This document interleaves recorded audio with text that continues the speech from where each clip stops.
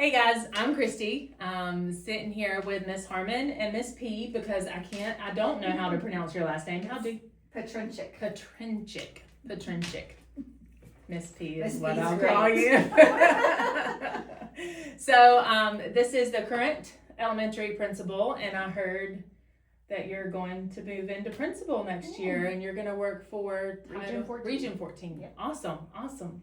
So, we're here to talk about things that y'all might have concerns of, or we're talking about things that the school is actively doing to make it a better atmosphere for the students, and how to work together with parents so that we're all on the same team, bridging that gap for the best situation for the students. So, yeah, to get started, we'll talk a little about, I think this is a hot topic that a lot of people talk about all the time, is bullying. So, this year, have y'all noticed a increase, decrease? Like, what's the system going? How's it going? And As far as like our system, like where they go in, they fill out the Google form that Cassie spoke about.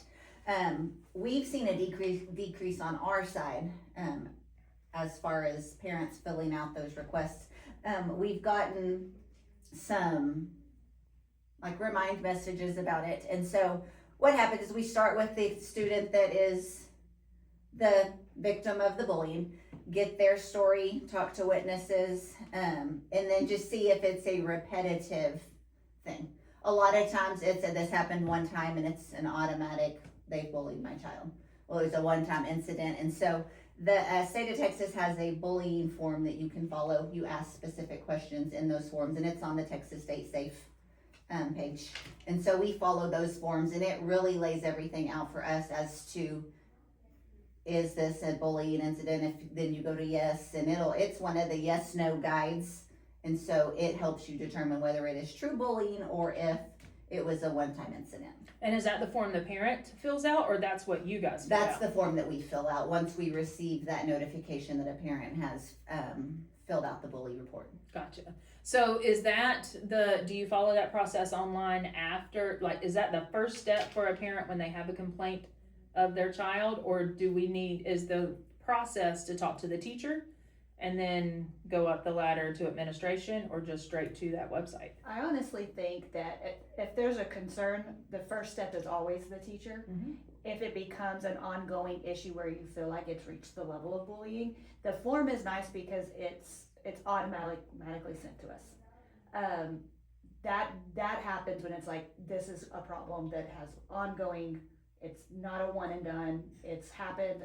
I've reached out. We've tried communication, and we don't feel like anything's happening. Mhm. We can fill the form out.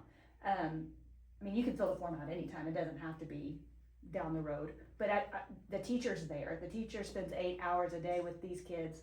They know. Mm-hmm. And so when you reach out to the teacher and say, this is what is being reported to me, this is what I feel is going on, I feel like we're going to get a deeper level of understanding than just a student's perspective or a parent perspective that doesn't have maybe all the information. Yeah, and kids in elementary school, like, they're trying everything out, so there's so much that's misinterpreted, and all the buzzwords. Well, and our feelings are Automatically. very big. Yeah, and they're real. They're real feelings, but they're very big, and sometimes it's misconstrued, and sometimes it's, this is how I perceive something to be said, and it's taken out of context a lot of times. And kids don't understand that. Kids don't understand that, and it's hard.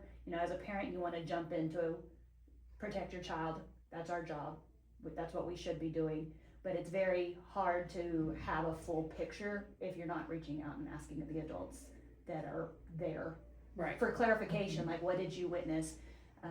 Jumping to the defense without all the information is typically, we get that a Yeah. lot. Yeah. And we have to fill in holes and things after the fact. So sometimes slowing down and just let me talk to your teacher. Yeah. Let me get the full picture. Well, and I think, like, that's one of the things that muddies the water. You said the first reaction is to protect your child. Well, our first reaction is to teach our child how to handle their emotions, how to have conversations with people that, that are in constructive criticism, because we need to be able to talk to our friends and say, hey, I didn't like it when you do Right. that too.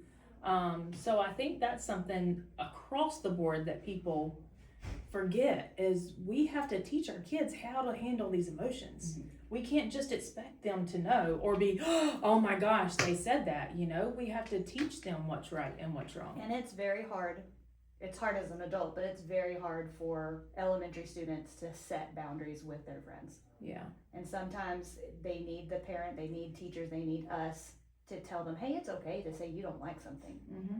And that does not mean that you're being mean to somebody. It's okay to say, you know, I really don't like it when you treat me that way, so I'm not really wanting to play right now. Mm-hmm. I don't want to play because you don't treat me right.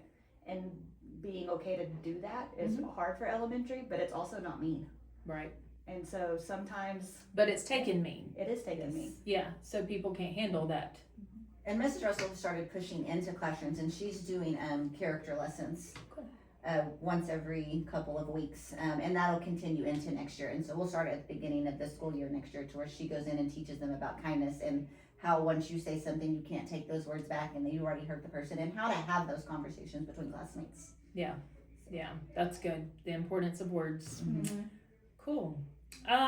Let's see.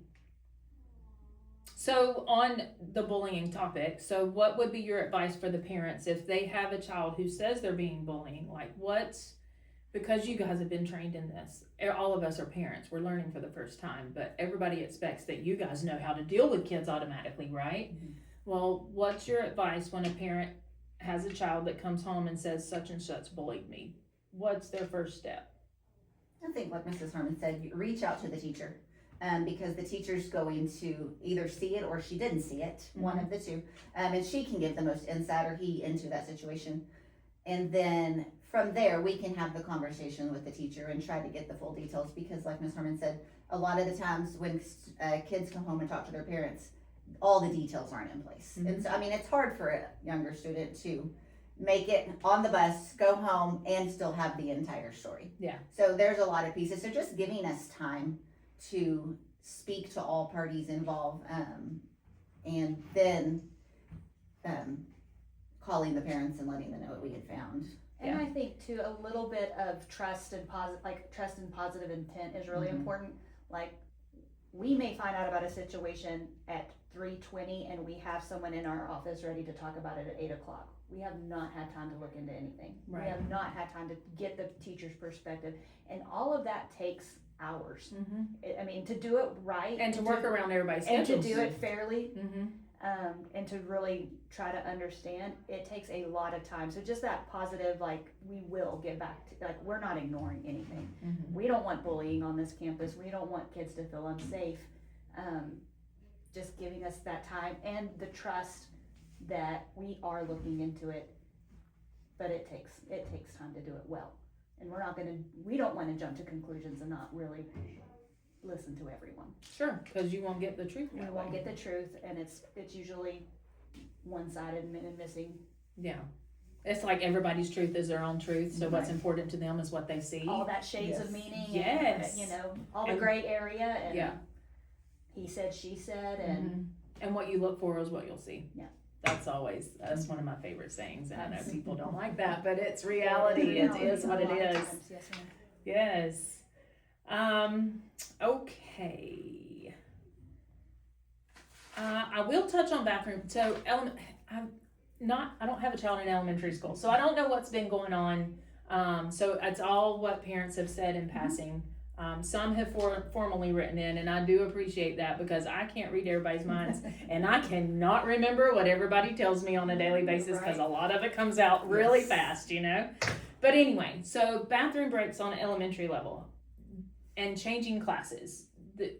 What's the schedule at elementary, just real quick? How do they change classes, and how much time, when are the bathroom breaks? It's a little bit different per grade level because kids are different, classes are different. What we do in kindergarten is different. Kindergarten has bathrooms in the classroom, so that's different than like first and second grade, where they're learning responsibility and walking out of the classroom and going to the bathroom. When we leave the cafeteria, we try to have a bathroom break first thing, whole group, so teachers can monitor, and that's pretty much across the board. I'll talk specifically 3rd through 5th grade, because I know it was kind of an issue when we started talking about group bathroom breaks and trying to limit the frequency that kids are trying to leave class to avoid work Mm-hmm. and go into the bathroom. And then also, those bathrooms get messy Mm-hmm. when there's no supervision. Yeah. So we kind of shifted things a little bit. We take a bathroom break first thing in the morning as kids are coming in from the cafeteria. It's monitored by the teacher. They come, they sit. If they need to go to the restroom, 3 at a time in the bathroom. Then they go sit in the hallway and wait while the teacher's monitoring the rest of the classes. And then class periods are about 2 hours. And so we try to get like through a good hour and a half of instruction, and then they take another bathroom break. So they are allowed to sign out in an emergency if they have to go. They Mhm. sign out, they sign in when they need to go, but we take 2 whole group bathroom breaks per period. Gotcha. So 4 bathroom breaks within a day, plus you've got, if you need to go during the morning at the cafeteria or at lunch. Yeah. But it's just a way to monitor so that we don't have to deal with the shenanigans Mm-hmm. and boys acting a fool in the bathroom. Yeah. And Well, and all it's the hard things that too come with because, you know, at this age, the emotions hit the stomach. They're just now learning what butterflies are, and a lot of them misconstrue it with having to go to the bathroom, whether it's a test or somebody made them feel uncomfortable, and it's like hard to decipher. But I know if a child is one that frequently goes to the bathroom, then the teacher or the parent needs to let the teacher know, and that's just a conversation to be had that, you know, she's not lying, she's not gonna go, or And he has a we have a handful of kids that it's like there's a conversation that has been had that if they tell you they need to go to the restroom, they truly need to go to the restroom. Right. And I'm gonna be honest, that is not a hill I wanna die on. If a kid comes to a teacher and says, I need to use the restroom, sign out and go. Yeah. We're just using it like we need to document, hey, 4 times in a class period, that's a little excessive. Or, I mean, kids will get away with and do what is allowed of. You know, so if they can get out of work to go to the restroom as many times as they want to, they're gonna do they're it. gonna do it. And Yeah. math is not fun, Yeah. or whatever, you know. We're reading Depending on a the child. book, and I don't Yeah. want to do that, you know. Yeah. So I'm not gonna tell a kid no, and I don't want a kid to have an accident at school. Yeah. So it's more about you need to ask, you need to sign out, and we need to notice patterns so that if there is something not right, we can address it. And as a teacher, you can set that expectation and announce it to the kids 4 times a year, but kids are still kids, so Right. it's gonna be situational. And I will say, like, they're elementary kids, and so that's kind of where we made that, okay, we're gonna start holding bathroom breaks, because we monitored the hallway just one morning Mm-hmm. for 2 hours, and we just tally marked every time a 3rd, 4th, or 5th grader came out into the hallway. And at the end of the 2-hour mark, we were over 100 kids. And so, and it was like the same kid came out at least 6 or 7 times. And so obviously private conversations were had, but just, they're missing that bulk instruction. So. Yeah, which is important. That's what they're here for, right? To learn and grow and be productive members of society. That's what Yes. that's what we're trying to teach. Learning to sit, you know, having stamina to sit and do something uncomfortable Yes. for a long period of time. That's a life skill, you know. Mhm. We have to do it Yeah. all the time. You know, if we have something that has to be done, as adults, we have to have the stamina to sit and get it done. Teaching there's a time and place. There's a time and place. So I know middle school's doing the leader in me. What do y'all do here in elementary? I did first things. Well, Liberty did first things first back in North Carolina. What are you doing? We here? have Character Strong, Character Strong. and that's the lessons that Miss Russell has been going in and doing Yeah, you with said that. teachers. We also have a house system, so every student is in a house. So like for instance, I'm on Team Legacy, and so me and then kids from I'm all on different. Team Legacy too. I know, I'm sure you are. I'm sure you like that name. Kids from all different grade levels are Team Legacy, and our behavior earns our house points. Mm-hmm. Kind of like Harry Potter, you know, at the end they had a house that won the year, Mm-hmm. and we do the same thing. So good behavior, good things that we notice, kids can earn points for their house. And at the end of the semester, I think it was Eagle won the semester, they got to have A big house party. a It was a movie party. And so how do you earn points? Is it Just good behavior. Good So behavior, anything like just behavior. we see anything where someone opened the door for someone younger than them and let them walk through the door. Thank you for doing that. you know, and I can put your name in a spreadsheet and it gives your house a point. Mm-hmm. And every single kid belongs to a house. Gotcha. And so, and then we celebrate those houses, at the, we did semester and then we'll do one at the end of the year. Awesome. Yeah. And that same thing's gonna happen next year with the houses, that's, and the character and And they'll stay in the same house, so they get in pre-K, they will be in the same house through 5th grade, or whenever they come in. Gotcha. Okay, so for the students, that's incentive. What's with the staff? Like The teachers are part of houses too. there's Mhm. but So I'm legacy, mhm. and so, I mean, I don't earn points for good behavior, but I get Are you to, that bad? I've earned 0 points this year. Oh my goodness. But the kids in my class, like the kids in my house, like I get to go and hang out with them and during our incentive time, like Mhm. be a part of legacy community and try to build, like we're trying to build culture and student pride in being in Hawley and being a part of something. Gotcha. And are the teachers receptive of that too? They make a big deal and there's decorations and things.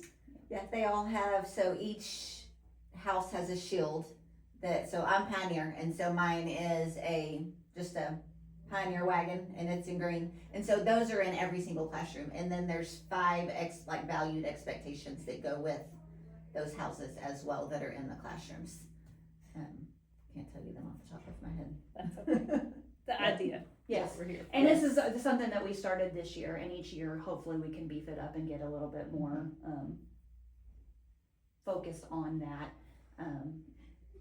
We really have focused on getting kids in houses, celebrating good behavior next year, you know, doing that with more frequency, because we've really done it at semester. Mm-hmm. But having maybe a committee of teachers, that's what we're tossing around right now, that plans it, and, you know, every 6 weeks, we're celebrating something else, finding new ways to earn points and things like that. Gotcha. Mhm. That makes me think of another thing that has been brought up with teachers being in their friend groups and new teachers coming in, and how do y'all get the teachers to work together all on the same team and not form pockets of friendships that, you know, how's To that? be more inclusive campus-wide. Yeah, all together and help each other, you know, because there's not all qualified teachers here. There's some been here forever. Right. Like, what's the morale there? We've done a lot of work in PLCs, and so that's a professional learning community. It's Okay. another education acronym, but our content PLC meetings, so like math gets together, and on Mondays it's all math, and we're talking about trends that we're seeing across the board. And then what do you need help with? This is what I've done in the past. Oh my gosh, I can't get, you know, kids to engage with this. I'm so frustrated.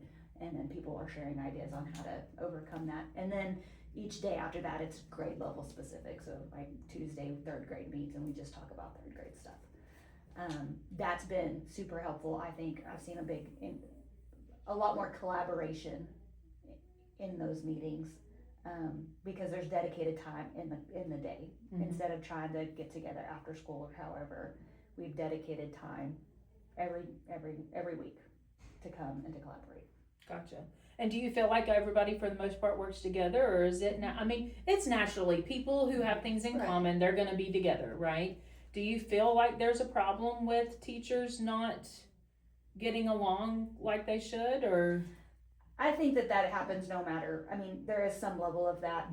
It is very hard for 65 people to get on and everybody be on the same page. And we focused in the last, I would say, 6 weeks on, you know, nailing down staff that want to be here and that want to work together, and then finding people for vacancies and things like that, that are in the same mindset with, we're going to do whatever it takes for kids, we're going to do what's best for kids, we're going to work together, we're going to be positive, and positivity, and just flexible and adaptable, because this job is very, very difficult, Right. and we need people that want to do the things that we're asking. Yeah. Well, and teacher burnout is real. Like, you deal with the same things, and it's same things over and over again, and you've seen it in a lot of people. When they start teaching, their patience wears thin, then they're not as nice to be around. So how do y'all build that morale? You know, that's hard. I think just being present, and if they are like, hey, I need a break, cool, we'll step in, we're gonna come and help you, go take that break and then come back and you're refreshed.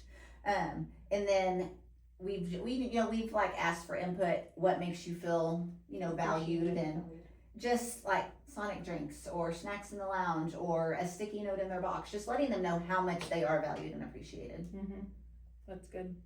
It's important in any industry you're in. Like employee morale is a happy employee will do good work, and that's an important thing. Don't really deal with athletics here. No. Y'all don't hire the teachers. Do y'all help? We hire. Okay, so that's not Dr. McBrayer's, that's y'all select the teachers? Yeah. Okay. Yeah, we've had some really great interviews. I'm super excited about the staff that are joining us next year. Yeah. We've got, I would say, quite a few that have earned their TIA designations. So, and this is fairly new, the past 5 years or so, Texas has, based on your student growth plus your T-test evaluations, you can earn a bonus.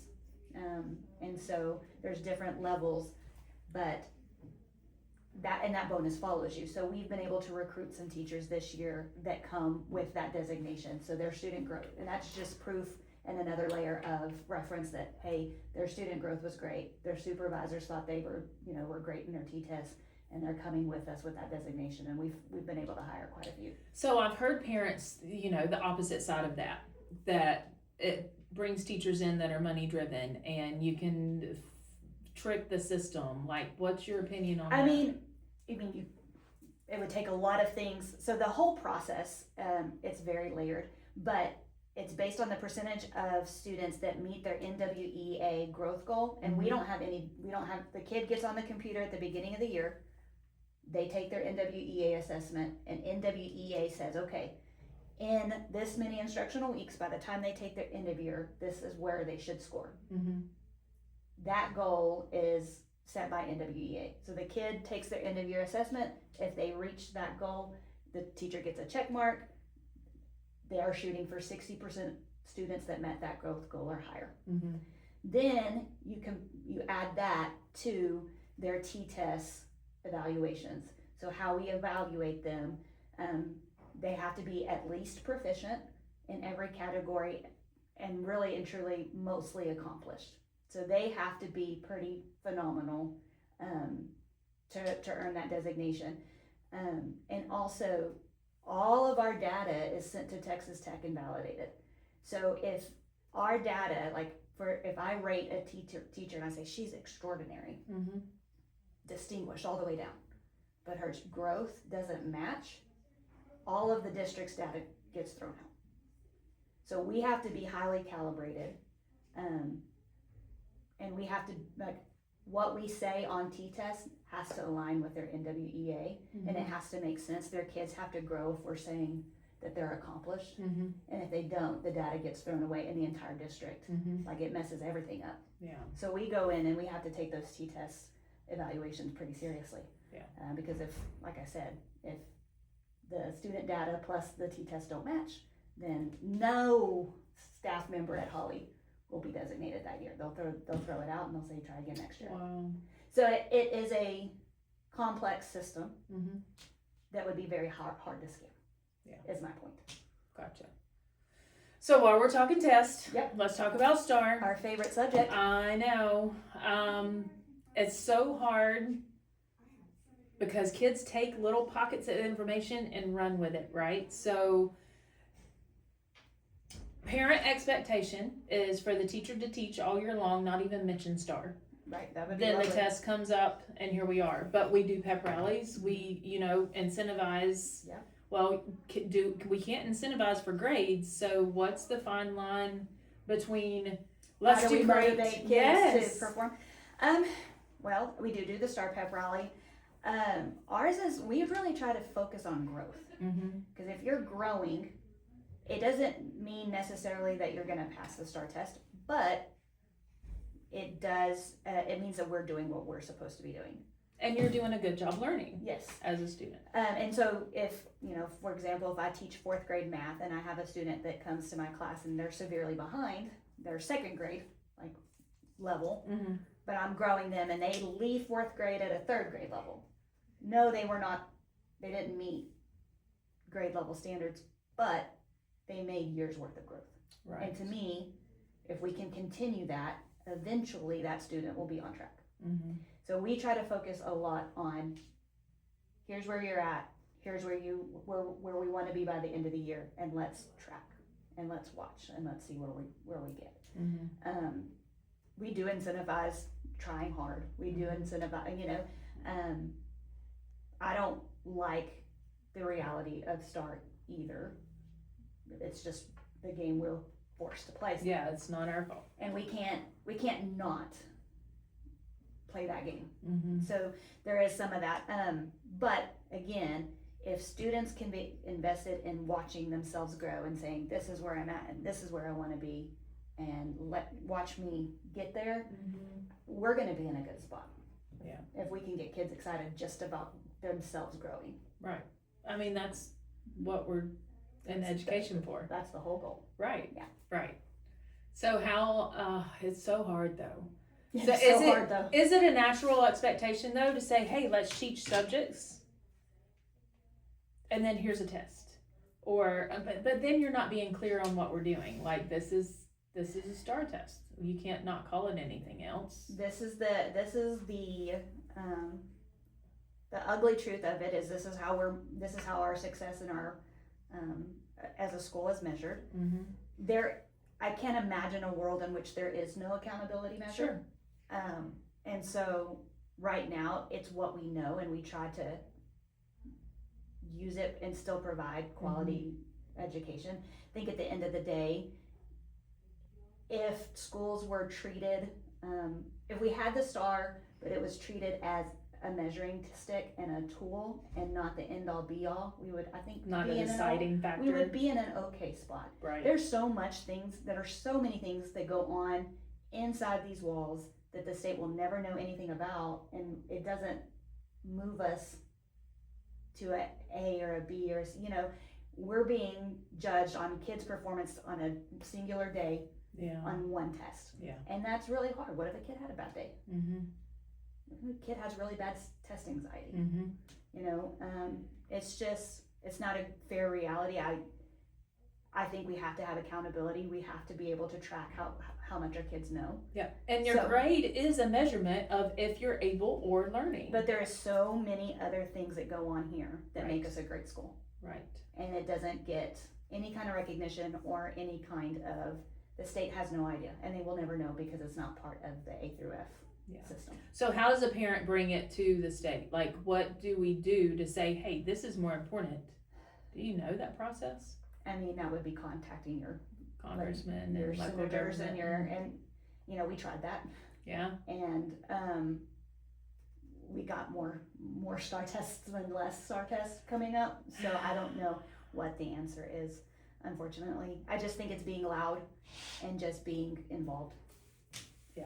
And being the annoying, I'm gonna keep calling and keep voicing my concerns and writing letters and. Well, and just saying annoying, be careful, because how you approach will definitely decide how you get answered. As far as, Yes. I'm not going away. Yes, exactly. This is something that is incredibly important. It's Yeah. probably the most important. I'm obviously in public education for a reason. It is the most important thing. Yeah. And so just being that constant voice. But that was going to segue into, yes, when parents call up here and they have an issue, try to wait. Like, in elementary sports, we just invoked a 24-hour period, just Yes. like athletes do, Yes. in the athletics department. Yes, we know that you're passionate about protecting your kid. As you should be. Yes, you should be. But there's also a line of professionalism and respect that we have to teach our kid through the way we handle things too. Because let's face it, the way you call the school and talk to the teachers and the staff is the way your kid is going to talk to the teachers and staff. Yes. So making sure that we. And just, I said it earlier, that two-way trust Mm-hmm. is really important. we started asking for people to make appointments to speak to Amy and I, and the same thing goes with middle school, and the same thing goes with high school. That was a district level decision. That was not solely elementary, but the reason has nothing to, we're not avoiding issues. The reason is we've got these big lofty goals. We want to get out of school improvement. That requires Amy and I to be in classrooms as much as possible. And so it's, two sides to the coin. You can either let us be in classrooms as much as possible, or we can meet with you immediately as soon as you walk. We can't do both. Right. And so that is, I think, really important. Just that level of understanding that it's not avoidance. It's not that I love meeting with parents. I have no problem with that. I want to know about problems before they get bigger. Explode into something bigger. Right. And to give me the opportunity, to give Amy the opportunity to investigate and look into things and have that relationship. We're not avoiding things. It's just that some things take time, and our priority is being in the classroom and being present as much as possible. Yeah. The hardest part about that, though, is, with parenting, with teaching a kid a corrective measure, the best time to address it is immediately. And I understand that. I completely understand that. Sometimes it's easy. It's hey, this is coming up. When are you available? And it can be, hey, give me 20 minutes and then I can be in my office. Yeah. It's just a heads up. Yeah. And it's the looking at, giving us the opportunity to look at our day. And when we can rearrange, we will rearrange. But there are certain things that can't. Yeah. And so just that level of understanding. It really comes down to trust. It does come down to trust. Like, we are not avoiding things. Right. We do not want to see you or speak to you or solve your issue or be a partner in figuring out what's going on and helping. We love the students here. I'm not going to say as much as we love them. They are, we're with them. They become part of our family too. We take their struggles and their worries home with us sometimes too. Yeah. And so there's not a kid that, we do not want kids to not feel safe or not want to be here or have a problem and not feel comfortable coming to an adult. That is not at all how we feel. Right. Well, and that was another question I wanted to ask. I was at a cattlemen's convention yesterday, and like I said, it's across the board. He said something that made me say, he said, in the cattle industry, it needs to be a good atmosphere where a cow is safe. So it's a good calf ranch, you want the calf to be in the best environment. So what are the top few priorities as elementary principal that you set forth? What are those top priorities to make it a good place for a student here? Well, if you think about just levels of safety that the kid has to feel, you go through those. Kid has to feel physically safe and emotionally safe before anything else happens. So that's priority number one, is safety. They have to feel loved. They have to feel, not even that, they have to feel like they're liked. Or just noticed. Yes. Just so the emotional part of it has to be in place before we can ever dive into academics. And it gets preached a lot in education, but it is so completely true that a child will not learn from someone they don't like. And so, that's hard. We don't have to be best friends. Yeah. We don't have to let everything slide. We can have firm expectation and hold the line and be strict and want that, but still that kid still knows we love them. Yeah. And so that's first, and then after that, having staff members that are content knowledgeable and know how to teach and can keep a classroom under control, and that's secondary. But that physical and emotional safety has to be in place first. And so, forgive me, because I don't know, is that counseling, is that psychology part of a teacher's background in becoming a teacher? Is that part of the curriculum? It's not probably as much as it should be. Yeah. And this is a very unique profession in that you can get into it in a myriad of different ways. We have so many that are getting into teaching that didn't go to school to be teachers. Right. They were professionals in a different industry, and then took the test and went through, I Teach or Region 14 or whoever to get certified. I was alternative certified. I was a public relations major, didn't, got into education because my mom needed another teacher, and I was like, I'll do it, Yeah. And the rest is history. So, not always, especially if they're in that alternative pathway, they go through these modules and things like that. But until you're in the classroom, you don't know what you don't know. Yeah. And even if you go to school to be in education and you're taking education classrooms, until you are physically responsible for 24 kids, you have no idea what it's like. Yeah. And so you can think you're prepared. I would. But the real thing happens once you have a classroom of your own. True. Yeah. True. And I wish that we could have like parents visitation days. Yeah. Where we could just.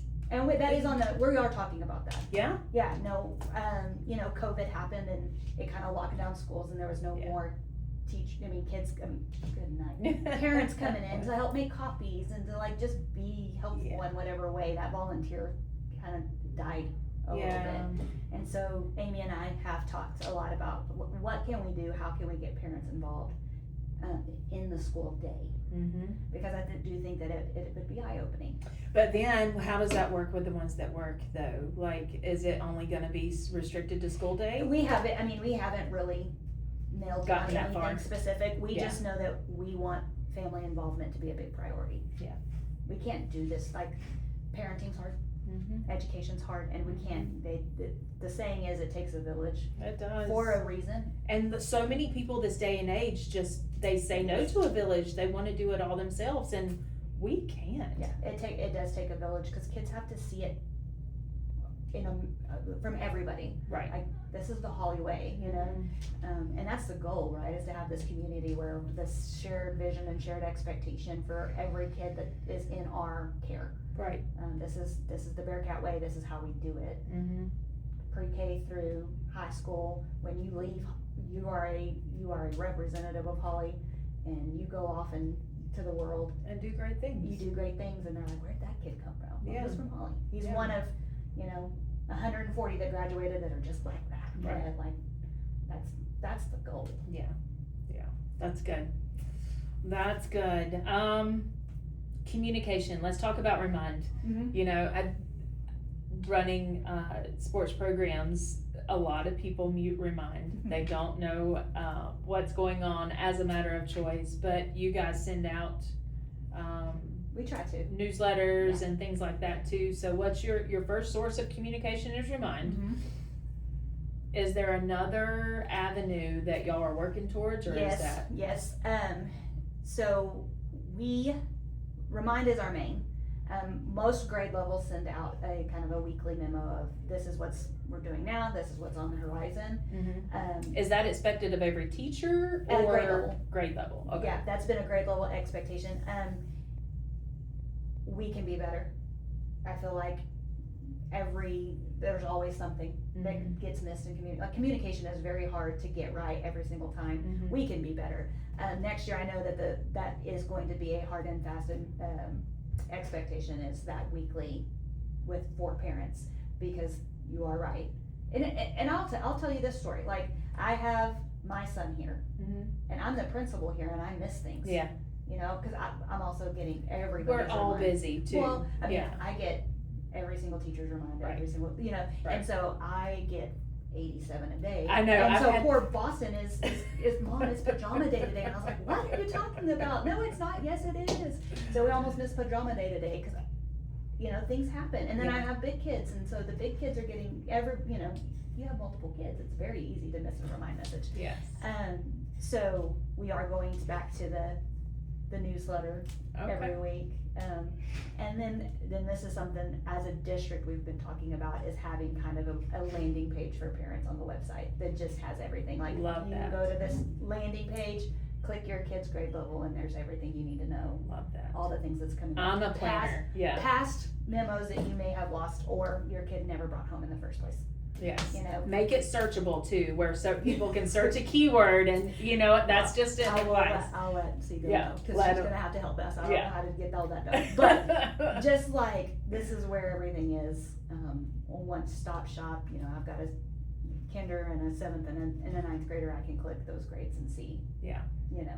But it's hard when you have a parent that says, well, I didn't know, and then you show the remind, well, I can't keep up with those. Like, we have a responsibility to keep that communication open as parents. Yes. And, yeah. And I'm the last person to judge, because like I said, I almost missed pajama day today, and I would have been in big trouble. But giving each other that grace. I also know that's not Miss Polk's fault. Yeah. You know, that was a me thing. And She sometimes can't that call happens. every parent. And yeah. sometimes that happens, and that's okay. Like, this life is hard. It's a lot. It is hard to keep up with it all sometimes. It is a lot. It is a lot.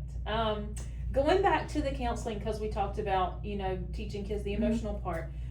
We have great counselors on staff. Is there any plan to, because I know the level of kids that need more assistance is growing higher and higher, is there a plan to have more counselors on staff? Or the program that we had with Brody last year was amazing. It was. I'm pretty sure that was grant funded. Right. And so it's all about finding the grants to make those things happen. I can tell you that that's 1,000% true. The emotional and psychological stuff that kids come to us with is pretty heavy, and it's more and more and more. And we are not allowed, we're not licensed counselors, and there's things that we're like, whoa, Yeah. So it would be lovely to have more. Ultimately, I don't know if that's doable. Right. That's a salary that if the state would invest in mental health and let us, that would be great. Yeah, I was just thinking we should reach out to TEA and say, hey, the level of kids that need assistance growing, we need more counselors on staff. I feel like with the push toward, the physical safety, they've made a priority, and I appreciate that, and I think it's super important. I think it's super important that they give us a grant that helps us make sure that the gates are locked and that we have film on the windows and all of that. I wish that there was a separate, like, safety is important, physical but also emotional safety is important. Because that's the root. We've got kids that need it, and we don't have those funds. Right. So that would be a nice gift, I think, from the state. Right. To help make investment in their people. And the more we are dealing with more and more of that every single year. Mm-hmm. So ongoing training for teachers, what is that in-house that you guys expect them to do? Well, we are required, the state requires us to go through certain, trainings every year. Region 14 does, most of them. We have some online trainings that are provided, and things like suicide awareness and like recognizing the warning signs of someone that is maybe depressed or anything like that. Those are really online trainings that are provided. So that is every year, every summer. Mm-hmm. Every teacher has to go through those. Gotcha. Yeah, but the region, and then there's a really great Region 14 training for mental health. Again, not by any fault. I'm not saying that training's not good. It's great, but it can only do so much. Yeah. It scratches the surface, and it provides us with enough that we can recognize things and know, how to address things in the moment. It's just not very deep. Yeah. Well, and just like we said, not that our counselors are equipped or qualified to go much deeper. Yeah. They are school counselors. They're not psychologists. And right. They're not degreed. Right. Medical professionals either. So some of that they shouldn't have to. Yeah. Well, and like I was gonna say, like you were saying, when the teachers think they know how to teach until they get in front of the class of 24, same thing with addressing each of these situations. Like, you can look at online trainings, it's just like watching a concert on TV. Well, and you think, oh yeah, that makes sense. But in the heat of a moment or a crisis situation. Right. We're not gonna whip out our checklist and is that be gonna like, really kick in the moment. right. Yeah. But you already said it. The children's safety is first and foremost, and I think that's what a lot of people expect. A lot of parents expect. Obviously, to teach them how to learn and how to grow, so that they can be academically smart. But I'll take common sense smart over book smart any day, right? You can do a lot with that. Yeah, absolutely. Good communication with parents. That's the goal, yep. Good teachers and leadership, obviously, and then fair and equal treatment. Yeah. I know that's a buzz that a lot of parents talk about. If you're gonna do it for one, do it for all. Consistency is important. Yes. Consistency is important. And so that's something you push and address with the teachers as well. Yeah, and we have a conversation every year about kids know, kids see it, kids can feel it, Yeah. even if it's not in their face, they know. And so being consistent, having an expectation that being universal Mm-hmm. doesn't matter. Doesn't matter if your mom is down the hall in the classroom, doesn't matter if none of that matters. This is the expectation and this is what we're doing. And that's kind of hard today and age because a lot of people expect special treatment for everything, and there's some lines that get bent because of disabilities, because of inabilities, because of. But setting that I think just being clear about expectations and consequences. Yes. It's not a military, No. but you have to have. And it being the consequence needs to make sense. Yes, fit the crime. Fit the crime, and it's difficult sometimes because consequences aren't popular. Mm-hmm. But that's how we learn and grow. Is We can't do what we do every single day and there be no consequences. Yeah. So it's not popular, and a lot of times there's a lot of pushback, but but it's necessary to learn and grow. and consequences as we get older too. Mm-hmm. May not be ISS, but it could definitely be. You can lose your You're job, on- or you're on leave until we can figure out, or you're not getting paid while we investigate, or you don't have your job anymore, or Right. consequences are important. Okay. Let me think real quick if there's anything else that I had. Was there anything that you had that you wanted to get across to parents in this sitting today? I mean, mostly is that we want to be partners. Like, there's nothing that we want more than for the elementary to work with parents and parents to work with us and to be on the same, It makes it easier to when we be on work the together. same page, and just like, this is what we want. We have high expectations for kids here. We want them to be their best selves. We want to push them to be their best selves. When we are pushing, it's out of love. It's not out of anything else. The way that I want my children to behave and the way I want my children to succeed is the same way I feel about every kid in this school. And I can speak for Ms. P as well. We want a partner. Mm-hmm. We don't want there to be discord or discontentment. Like, when there's an issue, let us know. Give us the trust. I think is just the biggest message is trust us. We trust that you have positive intentions when you're advocating for your kid. And I always, any parent meeting I have, I'm like, that is your job. Mm-hmm. You're coming as a parent. Your job is to advocate for your kid, and I want nothing more Mm-hmm. than for you to advocate. Trust me that I want the best for your kid too. Yeah. And if we can all have that same trust and that same level of, we have positive intent, we want kids to succeed, there is absolutely no reason we can't work together. So we had talked about maybe doing coffee or tea with parents and admin too. Is that something you guys are open to? Sure. Obviously, this is the busiest time of the year. Can we get past our test? I know. Well, get past past our test, but then it's downhill slope. It's hard to get the kids focused, and it's Well, just Our next big family engagement night is May 6th. Okay. We've not sent that out yet, but we've got inflatables, we've got a dunking booth, we're trying to get some food trucks down, like Awesome. snacky things, but we want parents to celebrate the end of the year with us. And we're making a concerted, very intentional effort to make sure that we're doing something, a couple of times a year for parents to come and see what we're doing here. I like that a lot. Yeah. Like It's that a very lot. intentional effort because, like I said, we want to be partners. Yeah, and I haven't talked to you guys about it, but and I know we have to watch certain guidelines for letting me come in and going into the classroom, seeing things that are being set up too, but I'd like to do that at the elementary level Sure, too in well, the future. We can definitely, and we can loop you in on all the things we've got planned. coming up, you know, we've got lots of good things Yeah. on the horizon, so. And I feel like right now's busy. Like I might not sit down with you again before the end of the year, but maybe over the summer, some days when Sure. you're working on things, and then you know towards the beginning of the school year is a great time to get ahead of things too and build that. Yes. It's about building a relationship and building trust. Yes, and we did, you know, we had a parent meeting at the beginning of the year to kind of just talk about the reality of where we are, and it was more of, you know, where we are sitting with TEA and our school rating.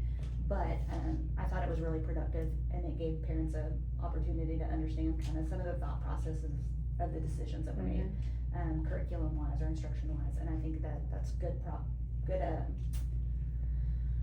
moving forward, I cannot talk, but just trying to be intentional, inviting parents in at the beginning of the year. Yeah. This is what we're doing, Yeah. these are our goals, this is why. Yeah, and I love that too, but then you get your kid in the class in front of the teacher, and if it's gonna be good work or not, or see, Yeah. like, you know, sometimes you have to break that ice between kid and teacher, and in 6 weeks, in 8 weeks, I think it's great if we can put it in the schedule then Yes. too. Yes, And at elementary level, you guys have to schedule Mhm. parent-teacher conference, right? yeah, and it's hard because it's right at the beginning of the year, so our teachers don't know kids very well. You know, Right.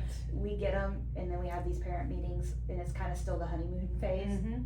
Kids aren't truly being themselves just yet. They're still testing limits. They're still trying to figure out, how is this teacher really gonna be? Mm-hmm. And so it'd be nice to have another opportunity to do those again and be like, yeah, now we know each other. And Yeah. This is really how things are. Yeah. I think it's three- it's hard to do it at the beginning of the year. It is. Because So you I don't think really know. 3 interactions would be great, you know, orientation, this is who's gonna be with your child, then maybe October, somewhere around there, do some kind of other, like, you know, not meet the teacher, but, Open house of some sort, you know, Yeah. remember, back when I was in school, we did a project and we had this huge open house and, you know, and It parents just came takes and us- your stuff was on and it was- display. and it was at the end, you know, it was at 6:00 at night, Yeah, and, you know, everybody came and we had all of the work that we'd done, all, you know, and we had to tell our parents what we were doing, and yeah, this is what we're working on right now. and it we were was a so proud. Source of pride, and like, oh, this is what I'm Yes. doing. I miss those days, and that was like in March, I wanna say, it was something Later. towards the Yeah, end of the year, and it was like, this is what 3rd grade was like for me, and like, you know. yeah. We should, miss like, those days. instead of like a Christmas or winter break party, do that. That would be cool. It would be cool. Yeah, because it really is a 2-way street, you know, we have to trust each other, we have to give each other grace, cause we're all human, Yes.